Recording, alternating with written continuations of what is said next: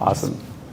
I guess we'll do quick little introductions of who we are and what brings us to this room to talk to you guys. Ellen, do you want to introduce yourself first? Hi, everybody. Welcome. My name is Ellen Kief. I practice U.S. immigration law. So I help people who want to work, travel, and go U.S. bound. I originally grew up in Montreal. I spent 30 years in Boston. And now I live here for the past 9 years. And I'm really interested to hear more about you, your interests, and how we might be able to help. Thank you. And my name is Namir Hallak. I oversee Andersen's cross-border business tax practice. So usually when things land on my desk, it's because we have Canadian founders or Canadian businesses that are looking to tap into the US market. So how do I grow my business? How do I go into the US? And sometimes it's not even really setting anything up, bricks and mortar in the US. Sometimes it's just you have employees going down to the US, you have goods, you have services, or you're just getting customers from the US. And being in the digital environment we are now, a lot of times Canadian companies barely step foot into the US. So they're getting revenue from the US, but they're trying to figure out, how do I optimize my structure? How do I optimize my taxes? How do I get the most profits out? And that's usually where those questions arrive on my inbox. I've been in Vancouver now since 2009. I was before that living in Chicago. And then, fell in love with the skiing and the mountains and haven't left since. So we're a small group here, and I thought if you guys want to go introduce yourselves, and if you have particular interests in immigration, U.S. bound or tax, feel free to share, and we can address that. Thank you. Sure. You got a mic? Oh, sure. Thank you. Yeah, let's do it. Okay. Oh, you don't have to say. I'm very comfortable with. Good morning, everybody. My name is Liam. I am a mechanical engineer and a business consultant based out of Victoria, BC. I specialize in ocean technology, and currently I sell a bunch of scientific equipment down to the States, and I always have issues cross-border, particularly when it comes to HTS codes, duties, and tariffs. So if you guys have any insights into consistency of cross-border taxation and tariffs, I'd really appreciate it. It seems like things are changing weekly, and according to the HTS codes and US registries, it shouldn't. So I feel like I'm on the loop on this. Thanks. Yeah, thank you. Just a question, do you ever have any issues yourself crossing or secondary or problems or know someone, not, just keep it vague.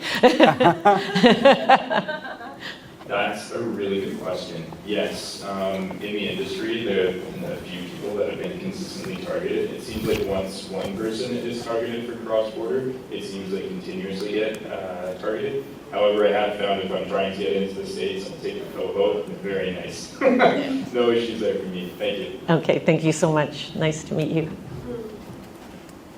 I'm just going to stay seated. My name is Brandy. I am an operations expert, and I have a company where everyone is a contractor. And I'm here because I have a really bad structure, is what I've learned really recently, for the way that my company is set up. Because, don't cry when I say this, we have an American LLC. Don't cry. And so now I want to fix it, because when I first started, I was like, okay, can we make money, right? That was the question, can we make money? And all the advice I was getting was apologize later, apologize later. But now I'm starting to apologize a little bit too much, which is why I'm here. And so now when I meet other entrepreneurs that are just starting out, I'm like, no, you need to understand what's happening. You need to have a base understanding of what the right thing to do is. Okay, thank you. Thank you. Here you go. Hi everyone, I'm Mihika. I'm an editor with BC Business, which is a regional publication here that covers all things business and economics in British Columbia. I'm just here to find story ideas and listen to perspectives and see what the conversation is. Okay, thank Awesome. you. Welcome. Sir? This is Dr. Silvadier. I'm a faculty member in College of Engineering at University of Wisconsin-Milwaukee. And I'm here to explore what are the differences between entrepreneurship in Canada and United States. Thank you. Welcome. Excellent, thank you. Sorry about That's okay. Hi, my name is Dylan. I'm a software developer from Comox Valley. I'm working on an immersive space flight simulator that will be expanding into space centers, and Cool. mostly here for curiosity. At some point, I'm hoping to expand to the U.S., but it's a ways off, so just here learning. Yeah. Awesome. Thank you. Welcome. Hi, my name is Justine. I am building a platform for schools that don't have a music specialist, so online gamed music courses, and I hope to expand it to the States because it's a big problem in the States not getting a music education. So I'm not sure, well, I'm just here to learn, see, I'm not selling a product, so I'm not sure if there will be difficulties. That's what I'm here to learn. Terrific. Thank you. All right. Well, thank you for sharing some of your interests, and we can also do a little bit of an overview. Definitely will address also if you're going to be traveling to the U.S., just even to explore your opportunities and what it means crossing the border. There's been concerns, and we read a lot in the newspaper, and there's been a lot of hesitations. And so knowing, preparing, and understanding can be helpful. And I do think also it's something now that we definitely have to take seriously. Myself, I'm a dual national. I grew up, as I mentioned, in Montreal, and I spent 30 years in Boston and moved here about 9 years ago. And the changes we have seen with relationships and cross-border is unfathomable.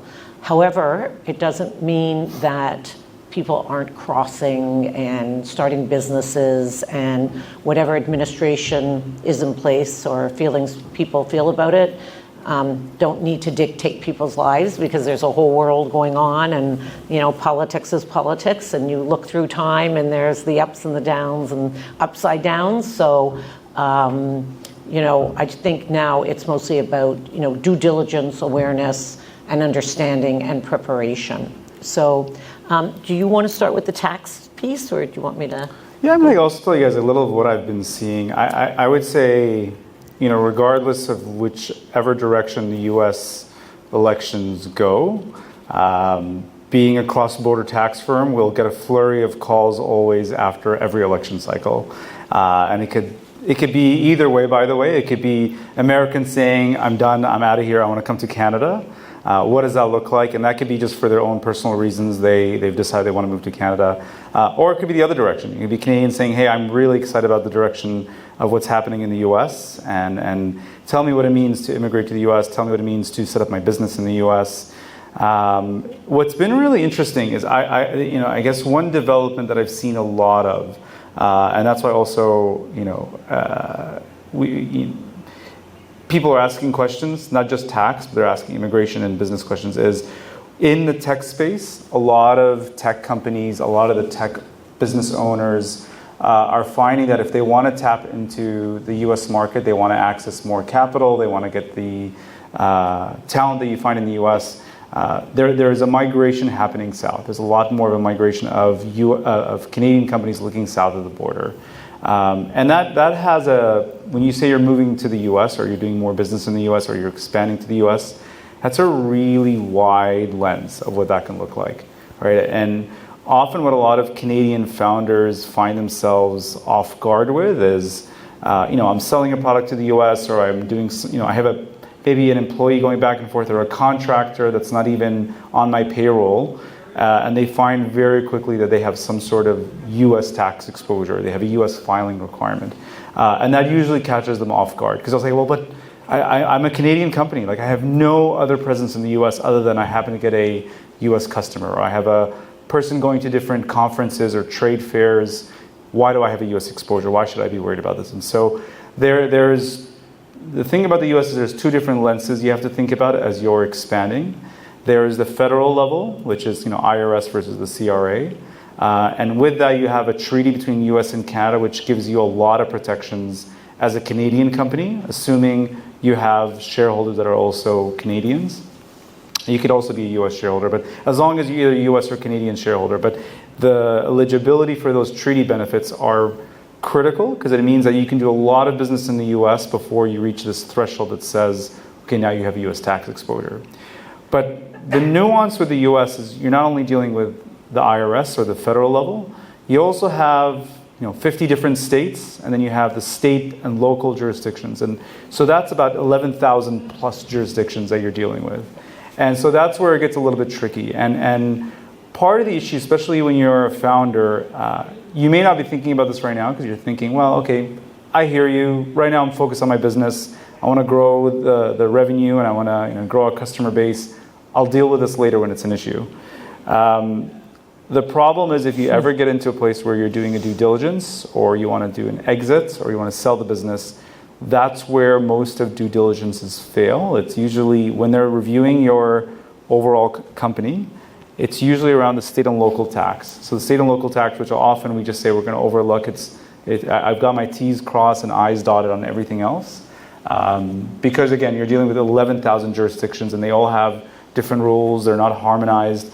That's usually where we see a lot of these due diligences fail. So when we're having these conversations with founders and clients about building their business, growing their business, we often have, it almost feels like an awkward conversation or an uncomfortable conversation, because we ask them, okay, well, we're really excited that you're building this business, but talk to me about your exit strategy. Talk to me about kind of what is your final plan for this business. Like, are you creating something that will be, generating wealth for you and your family, or is this going to be something that you want to sell out from and maybe exit and give it to a U.S. buyer or a Canadian buyer? And all those things will really determine what's going to be the right structure for you, what's going to give you the flexibility so that as you grow the business, you can get a U.S. buyer if that's ultimately what you're looking to do, or if you want to go public, or if you're looking for a private equity route. So those are the type of questions, even something as nuanced as saying, okay, who are the owners? How much do you love Canada? Like, and I joke about that, but do you love being in Canada? Do you want to stay in Canada? Are you and your spouse and family thinking about ever moving to sunny Florida or somewhere else? And it seems like it's funny because founders, whenever we ask this question, they're always like, well, yeah, but can we just talk about my business right now? Like, here's where my revenue is, here's where my customers are. But those questions will ultimately determine whether you have the right structure, not just for today, but for your ultimate exit and sale. So those personal considerations really matter for setting you up in the right structure. The other I think, tension that shows up with Canadian founders is when you're building your business. Let's say you've got all the brains of the business here in Canada. So you've got engineers or data scientists or the people helping you make the product, whatever it is. If your customers are growing outside of Canada and you're starting to have more of a US customer base, at some point, one of the questions you need to ask yourself is, in my business, in this international operated business, even though it's Canadian headquartered, where am I actually generating value? Like, where is the value of the company actually being generated? And so that goes into the concept of IP, like intellectual property.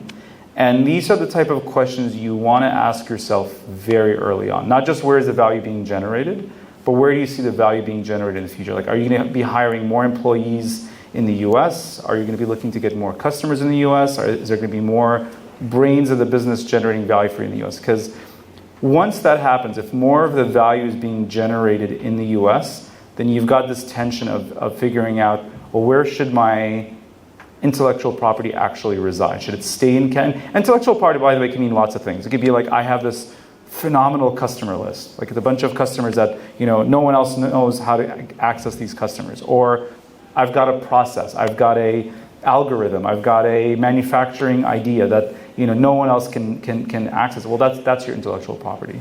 But again, it can be pretty broad. And exiting that intellectual property out of Canada, the timing of that is going to be really, really critical. So if you are generating a lot of value, you generally want to get that IP. If your ultimate goal is US buyer or a US consolidated group, or US is where the business is going, get that IP out of Canada early enough. Because at some point, as you've generated a lot of value in the business, that IP is worth something. And so to then say, well, now I'm going to exit the IP and put it in my US entity or a US company, there's going to be a tax for that, there's a toll for that, and you have to pay for it. Those are the kind of tensions we see when we're generating kind of, what's the right structure, where's your IP, and where's the business going, and asking those questions early enough. And of course, you really can't talk structure and tax and all that without looking at the immigration piece. And I want to caution you on one thing before we segue into Ellen's piece, is a couple of things. One of them is the immigration rules and the tax rules often seem very similar, but they're really not. So you might be on side on a lot of things from an immigration perspective or the other way around, but from a tax perspective, you're not. So for example, if you have anybody in your company, the founders, employees, whoever it is that's tied into your company, if they're spending time in the US, what the US does for understanding the residency, like are you a US tax resident, are you subject to US tax rules, is they look at a 3-year rolling period. So it's not just how much time you're spending in the US this year, it's how much time you're spending in the US in the prior 3 years. And there's like a fraction equation they use to determine have you become a US tax resident or not. So what I tell people, and by the way, that doesn't mean you're going in the US and if you're a painter, it doesn't mean when you're in the US painting walls. It could just be any time that you're spending in the US that you really need to track. Because you could have somebody spending time in the US fixing up a US property that they have, a real estate in California. All that time needs to be tracked, and you need to have really good records to show how much time you're spending in the US. Because once you become a US tax resident, it can really change the entire picture. Like, are you in the right structure? Do you now have a US tax exposure? Do you have US payroll? And even things as simple as you're a salesperson, or you're a founder, or you're an executive. If you're going to the US and you're meeting customers, you're going to trade shows, you're going to like the, Seattle equivalent of a startup week, and you're meeting prospects and you're having conversations with them, even if you're having just a conversation that helps you understand, does this prospect look like a good prospect? Can they actually, do they have good creditworthiness? Are they going to be able to pay my bills? Those kind of decision making, that kind of evaluations could determine that you actually have a US tax exposure, because you're making some critical decision making in the US. If you're signing the contract, if you're signing the invoice, you're penciling everything in the US, you've actually now pulled your entire Canadian entity with a US federal exposure, not even talking about the state and local tax. And I want to caution, because sometimes clients say, oh, well, don't worry, I called, Bethany in Vancouver and she signed everything in Vancouver and rubber stamped it. Well, yeah, that's fine, but were you in the US actually negotiating and talking about pricing and making that kind of conclusions in the US? That could put you in a US exposure. So just being very cautious, I would say, oh, go ahead, you have a question. What if it was all done over Zoom, but you were living in Vancouver the entire time and signed it in Vancouver? As long as you can substantiate that the decision making was actually happening in Canada. Where you want to be cautious of is if you're actually you're actually physically present in the US and you're making those decisions while you're in the US. You want to wait until you come back to Canada to finalize that. So it doesn't look like you're concluding the contract or negotiating material aspects of it or rejecting it in the US. Yeah, and I think I'll chime in here immigration-wise. So Namir, very important to point out that tax and immigration are separate animals. And even though something might make sense tax-wise, you can get yourself in a lot of hot water immigration-wise to the point that you can get barred. And I'll just review a little bit about that. So immigration can get scary for sure, but again, it's being informed, it's having the right documents, it's understanding, it's having somebody review and look at the history. So I'm going to approach it first from going in as a visitor. You're going for a conference in the US. You're seeking out property. You're looking for opportunities in the US. And so you want to travel there. The immigration, first of all, is federal. Okay, it's federal law that prevails. When you're dealing with companies, however, there are some state parts that are very important that you have to pay attention to, even though immigration is federal. And what I mean by federal, we can even take the example of cannabis. So Canada legalized cannabis. A lot of the states have legalized cannabis. Federally in the US, cannabis is not legal. And if a Canadian goes in and they have any trace of cannabis or issues, they can get barred. from getting in the US. So that's where like federal, state, provincial people say, oh, I'm going to, Washington, or I'm going to, whatever state that's legal. They don't care. It's immigration. Immigration also is law enforcement. You go to Customs and Border Patrol, there are officers there. So you can have a visa to get in the US. That's just the ticket to meet them, and they can decide whether or not they want to let you in. It's a privilege and not a right, and things, as we say nowadays, are treated very seriously. So again, it's all about being prepared. So let's say you want to go in for a trade show, or you want to look at property or opportunities or visit. There's something called a B1 visa for visitor and B2 visitor for pleasure. However, as Canadians don't need visas to go in as a visitor. You're visa exempt. But it doesn't mean you don't have to qualify. It doesn't mean you don't have to speak to CBP officers. It doesn't mean you're allowed in unless you're granted permission. It just means you don't have to apply for a visa. Where from other countries, we have visa waiver programs where you can go in for 90 days, or you need to get a specific visa to visit and travel. It could also take years to get a B1, B2 visitor. So let's say you're Canadian, you're going with somebody who isn't a Canadian citizen that you're going to a trade show with. We want to make sure that each and every person is individually qualified. So for example, you're going to go in for a trade show, you're Canadian, you go to the airport or you go to the port of entry, and they say, what's your purpose of travel? And you're thinking, well, I'm going to go to a trade show. It has to do with work. I'm going for work. So we call work the four-letter dirty word. Because if you say work, CBP officers are going to say, well, where's your work visa? And you're saying, oh, well, I'm going to the trade show. I'm not going for work. What you're really going for is business. So your work, your business, your terminology absolutely matters, and it triggers sort of the next line of scrutiny. So if you're going to go, for example, for a business conference, all right, you want to make sure you have a return ticket. Because if you don't have a return ticket, it is automatically assumed that you want to go to the US and stay, okay? Everything is more like you're guilty until proven innocent. And again, sounds harsh, but it's really just about being prepared. Thousands, millions of people travel back and forth all the time. But the big question now is preparation, especially with all the challenges going around in the world. Everybody is considered, unlawful to enter until proven otherwise. Sorry, yes? But if you have the ticket forward, but you want to come backward by car, how about that? Yeah, so if you say, I have a ticket, let's say by plane, but I'm traveling back by car, they're going to want to know why. They're going to want to know, where are you getting the car? Are you bringing the car in? Is the car staying here? And that will raise all kinds of other questions. So the thing is, it's not that you can't, it's just about being prepared, because you can't just take some car from the US and bring it and leave it in Canada unless you have a right to do so. So that's family members. Yeah, so it's all about evidentiary documentation. What you say is not evidence.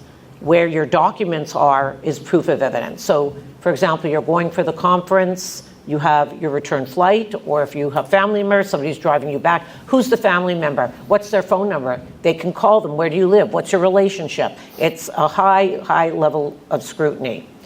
You want to show that you have your conference papers. What hotel are you staying? And they are known to call and visit and make sure that people are doing what they're saying they're doing. Let's say you're speaking at the conference. Are you getting paid? Or is there remuneration? That's also something for consideration. Or are you doing work for free, but most people would be doing it and getting paid? So it's not that you actually get the money, but is it the type of work somebody might get paid for? If these scenarios are the case, then sometimes people just need to get a visa. Like, there's different options to consider.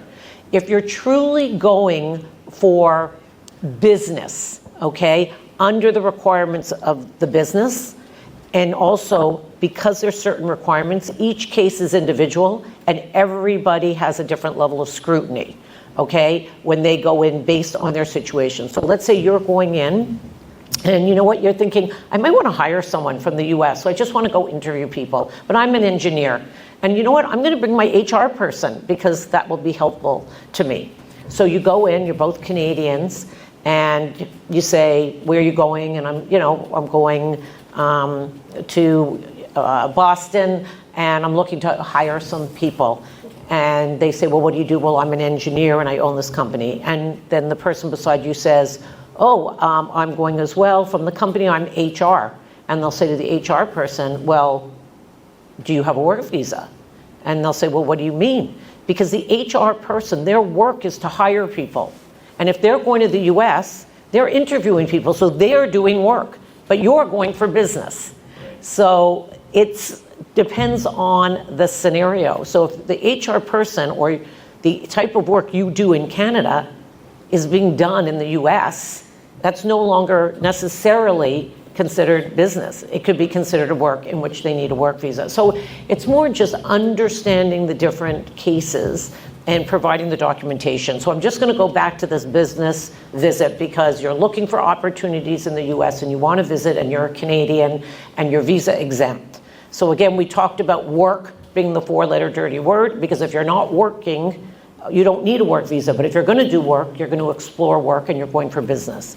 So you bring your conference documents, you bring your return flight, you bring your hotel, you bring your ties to your home country, meaning Canada. They feel that if you're going to the US, you may stay, especially if you're young or a business person. So you want to show, I may have a house here, my bank account, my car, my fish, my dog, whatever, family. Bring your ties, you keep that in your briefcase, bank accounts, so that if you're asked the question, you can just pull out that kind of documentation. The other thing also is your passport. How many have looked at the expiration recently of their passport? So you want to make sure that you renew your passport prior to 6 months, sorry, 6 months, okay? And make sure, and especially things can take time now, renewing. For the Canadian Passport Office, they just actually moved it to like Nelson and Granville Street. They moved that office. And for the US passport, I don't know if you heard, but Trump wants his picture in the US passport as a special. I think I saw a photo of it. Actually. Yeah, self-photo. So anyways, we'll see if that happens. I won't politically comment, but somebody said that they might be able to get free ones to exchange it back after the fact. But anyways, passports could take time, and you want to make sure that if you're also staying for a certain length of stay, that it doesn't expire and that you renew it timely. And also governments go on strike, sort of, they kind of like are not working for a while, certain departments, so that could be an issue. So you also want to check your passport, your ties, social media, okay? You have your phones, you have your computers. If you have things that are negative against the US, that's a concern nowadays. Social media.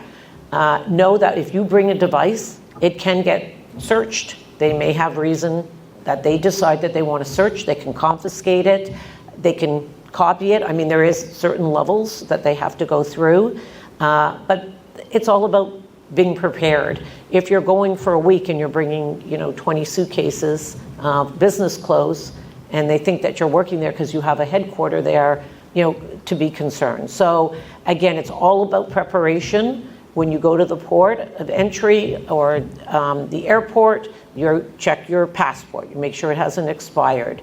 You might have a letter saying that you're going to a certain location and it describes what you're doing there. Or you will have your return ticket. So again, when you were talking about US and Canada, if you're going to have any physical presence there, you need to have the proper visa or be visa exempt from the B1. So I just wanted to touch on that point. Yeah, the other thing we're seeing too is, we're all, a lot of us are using AI for different things. The government's doing it as well now, right? So they're doing it for how they're auditing things, how they're being faster in terms of determining what are the criteria that would put somebody's, a company on their radar.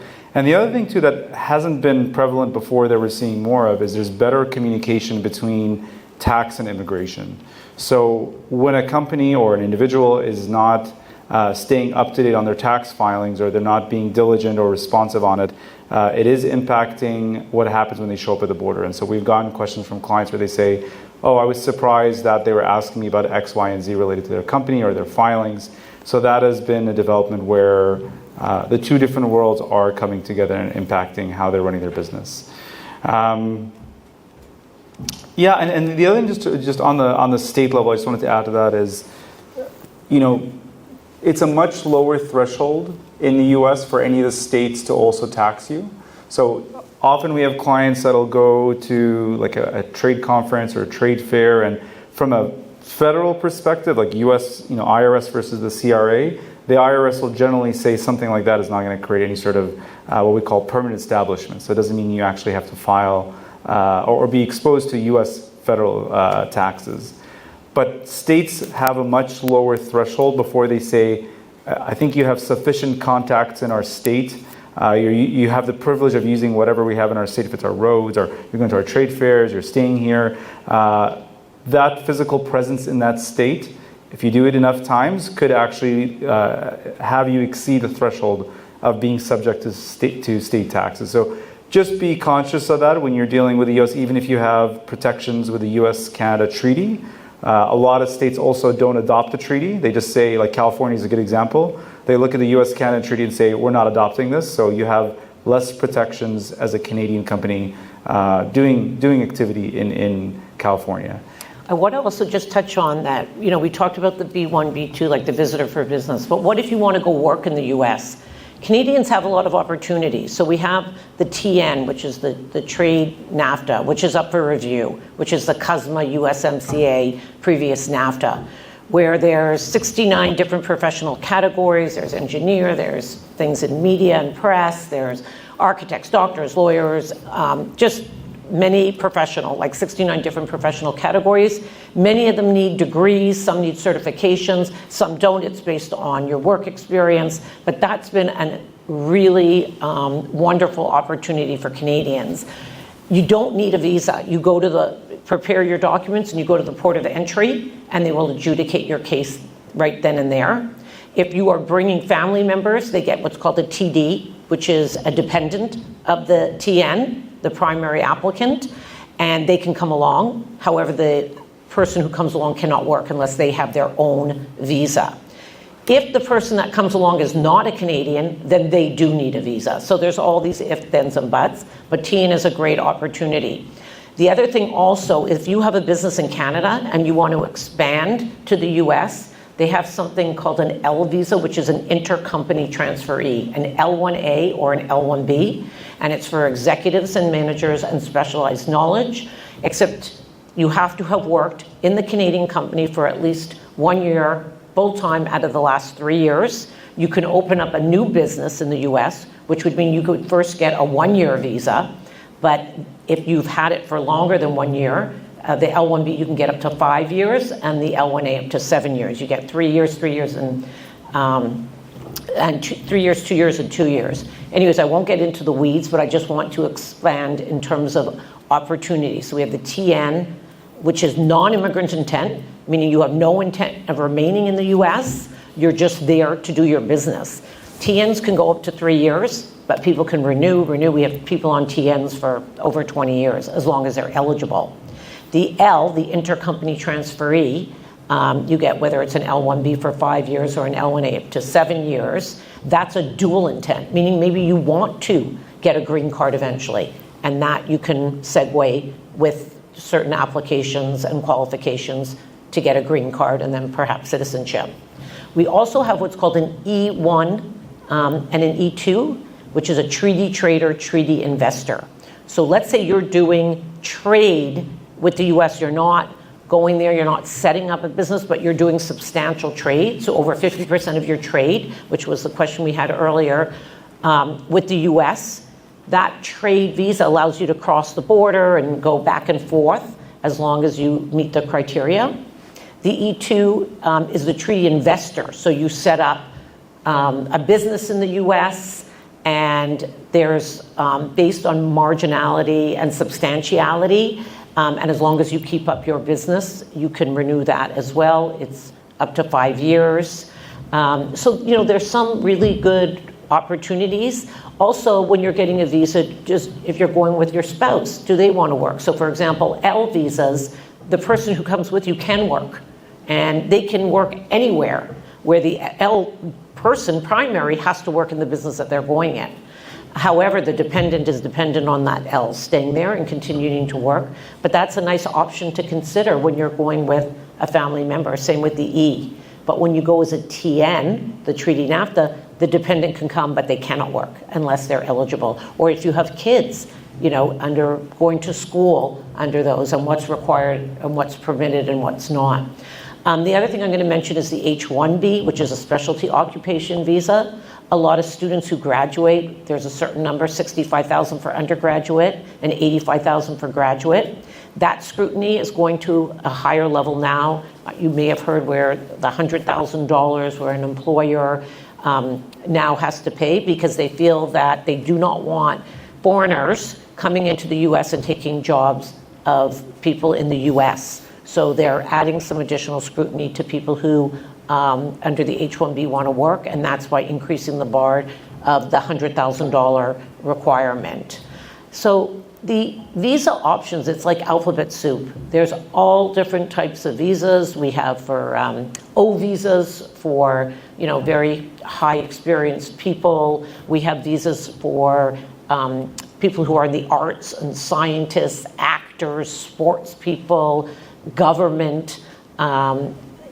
For business, our main focus, I would say, is the TN, which as a Canadian is really a wonderful opportunity. The intercompany transferee L, if you have a business here and you want to expand into the US or have an existing one, that's a branch, affiliate, or subsidiary office. And E1 treaty trader, if you're doing trade between the US and Canada, and E2 a treaty investor. Those are some of the really prevalent and very good opportunity visas for Canadians who want to expand into the US. I'm just going to touch also on something that Namir said. Like if you're signing a contract while you're in the US and you're at a trade show, that is considered work for immigration, okay? Tax is a whole different subject of that. If there's a contract that needs to be signed, have them send it by email and sign it in Canada, not in the US. Yes? Does it matter what it's a contract? Like if you're selling widgets, that contract still counts as work. If you're selling, Anything that your feet are in the US for, correct. Yeah. So, sometimes you're at trade shows and people come by and you're like, want to kind of do a contract. If you have a work visa or something that permits because you're there working, that's fine. But if you're going as a business visitor and you're working the booth and you're signing contracts, that's considered work. And if there is misrepresentation for why you're going in and what you do, the US can and will bar people for 5 years or plus. So if you're bringing contracts with you or they look at your phone, things like that. So you just want to be very diligent. If somebody wants to make a deal, maybe just have them, send it by email and somebody dealing with it in and on Canadian soil. Yeah, and it doesn't matter what the item is. Yeah, good question. Is there questions related to, what you can and can't? Okay. I just wanted to touch on one of the questions you had. So we are seeing a lot of, I have clients that have been long-standing clients for like over 14, 15 years. They've been doing, one of them like in manufacturing, and they've followed the same NAFTA, CUSMA classifications as they've had for years. And they're not the only one. I've had a lot of clients come to me and say, oh, well, now what do I do? Now I'm under a different lens, and these classifications that worked for me before are right now making my Canadian company subject to tariffs. And it's the challenge they're also having, and this is an interesting thing, I don't know if it's localized just to our Vancouver businesses, but they're finding that they're not getting a lot of answers, and that's been more frustrating for them than the tariffs themselves. It's the uncertainty. It's the uncertainty and also the lack of a roadmap or guidance on what do I do. And I know like this one client, he, it's a business that's been there for a very long time, and he's now taking the reins from his parents to run the business. and they have a very large footprint in the US. It's a manufacturing facility, and he's gone to chambers of commerce, he's gone to different industry groups and said, what do I do here? And nobody seems to have neither the crystal ball of where is this going, or the answers of how do you best equip yourself to be able to transact business in the US and not be subject to these tariffs. Now, there's been a recent Supreme Court ruling in the US that has, said some of these tariffs are technically illegal, and we've had actually clients come to us and move as fast forward as asking for refunds on the tariffs that they've already been subject to. And with a certain level of confidence we've been getting, because we have trades and custom experts who can tell you, hey, with a level of confidence, here's where we think this is going to go. But the other really interesting path that I've seen for some of our clients that has worked has been this concept of tariff engineering. And so again, I'm using this one client as an example because they've been doing this for decades. But what they've now done differently is they're saying, well, hold on a second. If I can take my product and deconstruct it and see if there is more than one CUSMA classification that I could be eligible for, then that might potentially mitigate or abate or just lower my tariff exposure in the US. And the challenge we have with Canadian businesses that are transacting with the US or selling into the US or exporting to the US is you kind of get hit with a double whammy, because you have, not only are you being subject to tariffs that US has now on Canada, but we have a lot of products that are being imported also with Chinese products. And the two jurisdictions, the two countries that are being hit the hardest right now with tariffs from the US are actually Canada and China. So two countries that the US has gone very aggressively toward. And so with a lot of Canadian companies that haven't really put a lot of thought into this, prior to a year or two ago, now they're really being positioned in a place of just anxiety, uncertainty. How do I deal with this? And I'll tell you, my initial thoughts, again, without having any political leaning on this, I thought a lot of Canadian businesses would shy away from doing business in the US and say, you know what, this is costing me too much money. I don't want to deal with it. But that hasn't been the reaction. The reaction has been more, I really want to tap into this market because it's a market that is significantly larger than anything I can get from doing business in Canada. So how do I access this in a way that mitigates or lowers my tariff exposure? And there's a lot of ways of what that can look like. Like that can be, for example, the tariff engineering is a really interesting one. Some of that is also just going back and revisiting your classifications and saying, is there a different way to kind of put more of a closer magnifying glass and have a different classification to it? Then there's the other end of the spectrum, which is how about having like a Buy in America iteration of this? So if that's having some sort of presence in the US enough so that your product could be classified as a US product, even though there's still several parts that are being made in Canada. And there's ways to do that as well. And so some of that plays into not only tax, but the economics, the transfer pricing of it. What I've been advising clients, and like I said, we have a tariff engineering person that can dive into the details, is you just need to make sure that you're not having a reactionary kind of strategy here. It really needs to be more of a long-term, multi-year horizon strategy of tax is one piece of it. The tariffs are one piece of it. Obviously, it impacts your bottom line. But also think about where do you want your business to be in the next 5-10 years? Because policies change, politics change. I don't see the tariffs, going away. I think it's going to be really tough for anybody post the Trump administration to kind of walk these things back. But again, no one really has a crystal ball on that.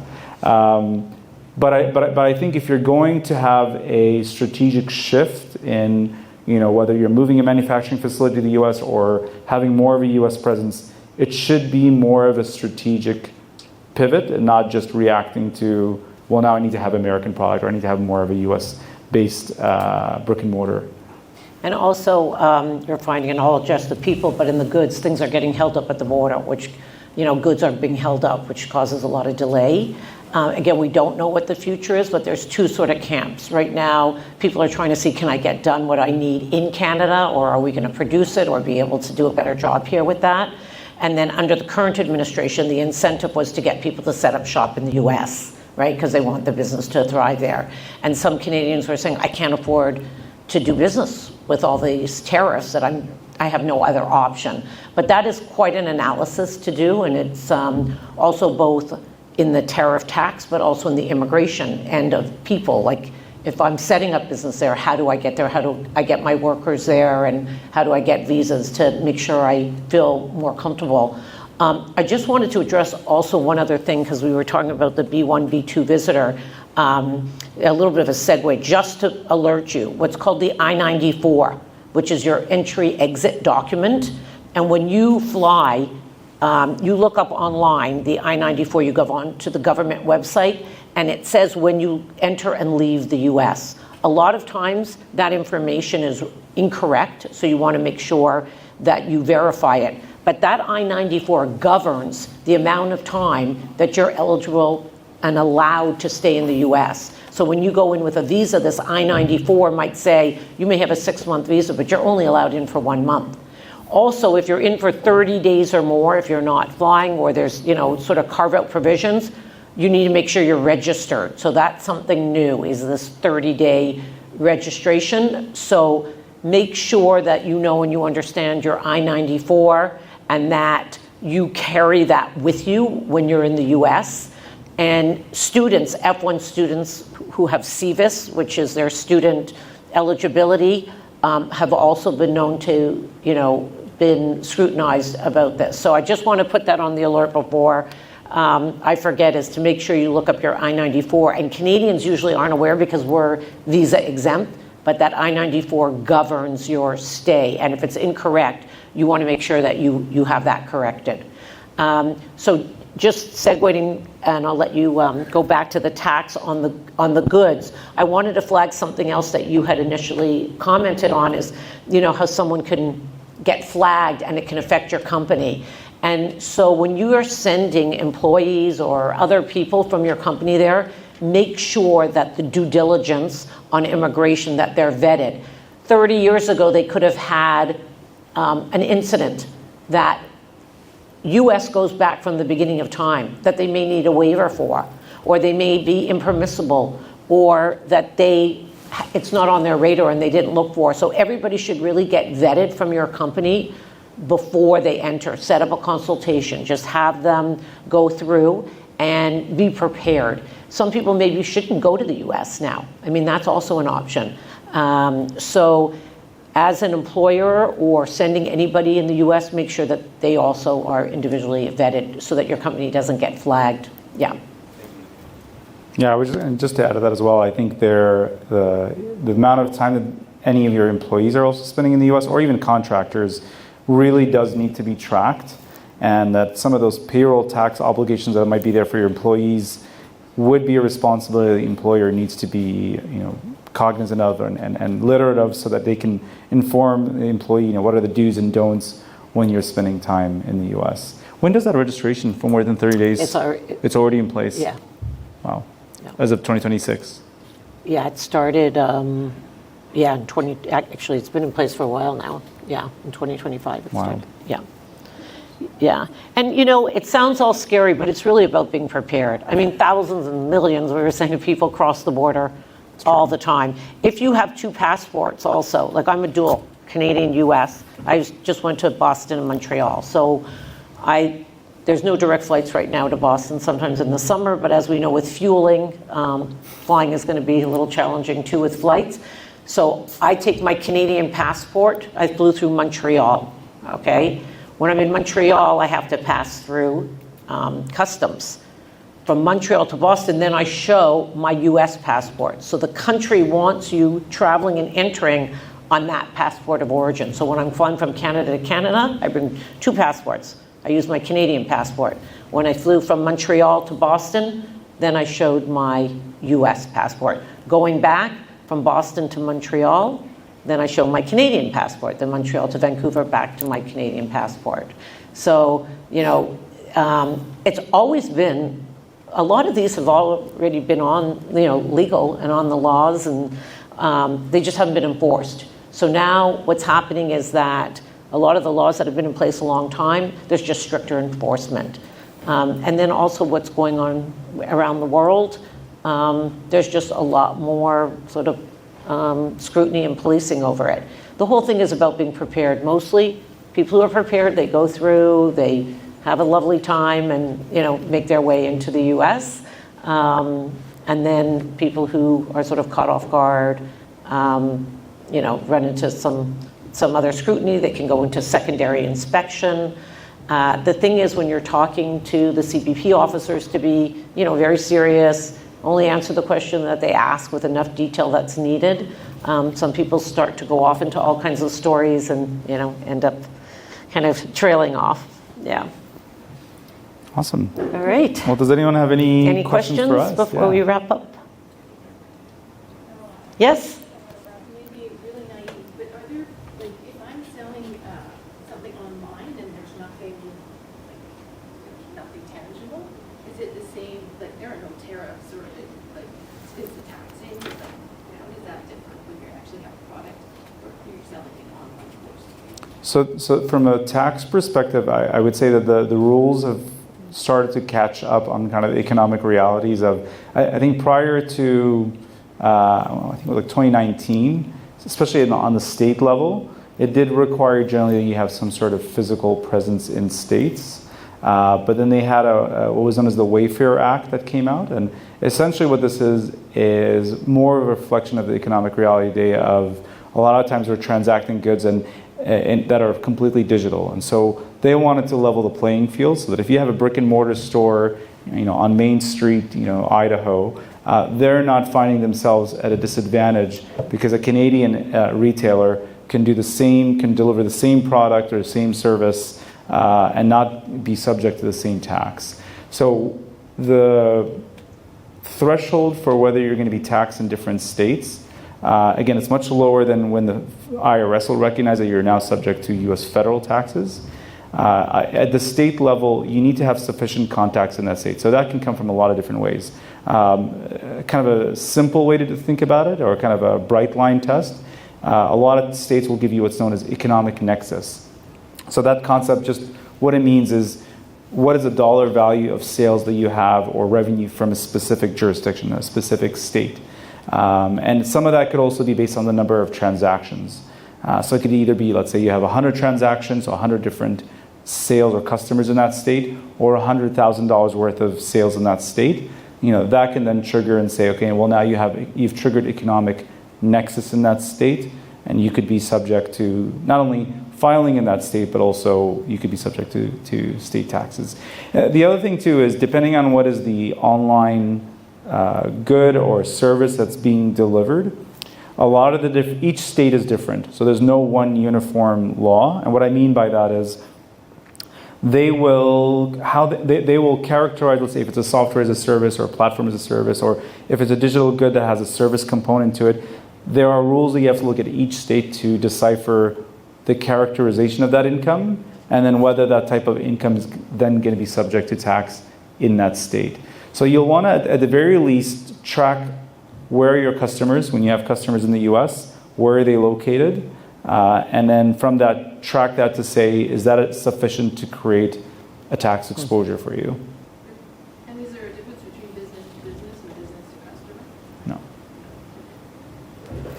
Any other questions for tax or immigration? Go ahead. Yeah. Sorry, quick question. For a independent consultant based here in Canada that does Canadian work and US work primarily, as well as some of the globalized work, what structure would you recommend? For the independent contractor doing work completely in Canada? Canada and US primarily. So when you say doing US work, is that because they have US customers, or are they actually doing work in the US? US customers. Okay, so it depends on what the independent contractor's type of work or type of activity is that they're doing. Yeah. Generally speaking, if let's say they're providing a service, so they're doing some type of service. Sure. I'll use an example of if you have a doctor who is reviewing x-rays, but the x-rays could be coming from patients in the US or it could be coming from patients in Canada, but they're doing all their work from a clinic in Vancouver. There's different stops on that highway before your final exit that says, now you're subject to US tax. That's kind of the final exit. And the first one is, where is the sourcing of that income? Who has first dibs to tax it?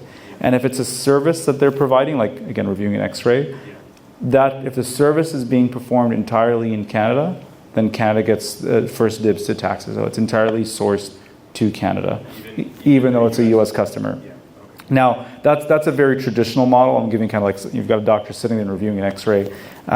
If you have a digital service, and you have a digital, again, like software as a service is one example of that, where it's a kind of a newer way of looking at how we deliver a product or a service to somebody in the U.S., not somebody sitting at his desk and reviewing an x-ray. You'll want to know where is how are they generating that U.S. customer? Like, what are the activities that are generating value to get that U.S. customer? So if you have customer support, if you have other drivers that are creating a U.S. business for you, not just completely random, I went online, found you, and decided to do business with your independent contractor, you probably don't have a U.S. trader business. Even if it's a one-off transaction, you probably don't have a U.S. trader business. But if you're doing a lot of business and you have a lot of U.S. customers and it's regular, it's continuous, let's say that independent contractor has to go down to the U.S. every now and then to make sure that they're getting business, you probably have a U.S. trader business, which means at minimum, you have a U.S. federal tax filing requirement.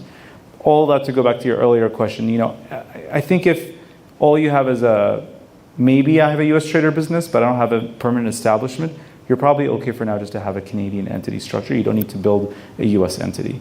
Think of it as it's like a spectrum. On the very end of it is Canadian entity. Canadian can do all that I need for the Canadian business, especially if it's all Canadian source income, right? But if you're starting to get a U.S. source income, you're starting to get more of a U.S. trader business, you kind of march towards, okay, well, you probably have a U.S. filing. At some point, you may want to start considering a U.S. entity. You don't want to be in a position where you really have a true U.S. trader business, U.S. customers, you have a U.S. tax exposure, and you're doing it all out of a Canadian structure. You can do that initially, it's fine. But if your business starts to grow in value, it's really messy. One, administratively, it's not great to do all that from a Canadian entity, because then you have to track everything separately, U.S. businesses versus Canadian. But then as you grow the business, at some point, let's say, again, going back to exit strategy and exit planning, they're not going to want to buy a Canadian business that's doing a U.S. trader business. You're going to want to delineate what's happening in the U.S. versus Canada. And from the immigration standpoint, the E1, which is treaty trader, if you do at least 50% trade with the U.S., then that would get you more ease to go back and forth into the U.S. At least 50%. Yeah, Okay. more so than any other country. So even if it's, Right. yeah. Okay. Yeah. Thank you very much. Yep. Awesome. Other questions? Yes.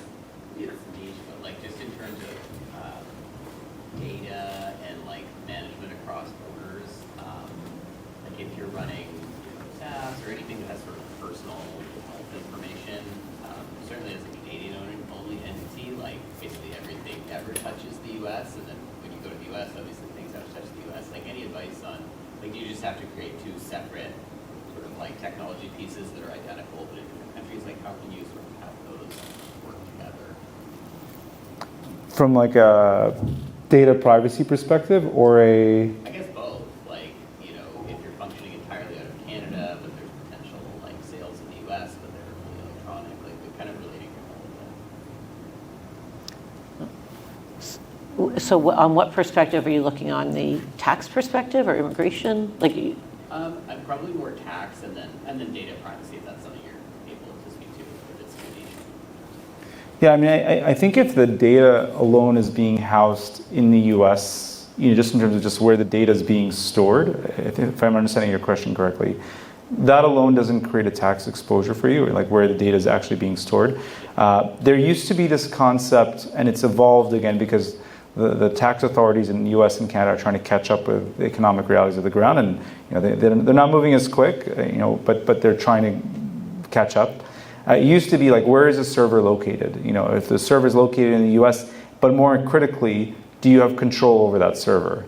Because if you have information that's housed in a server in the U.S., but it's Amazon server or it's somebody else, a third party, where you have no control to turn off or on or what's going on in that server, that alone shouldn't create a U.S. tax exposure for you. That used to be the simple answer. Now it's evolved a lot more into the question of, okay, let's assume it's a Canadian server, everything's housed in Canada, but you have information, let's say, sitting in the U.S.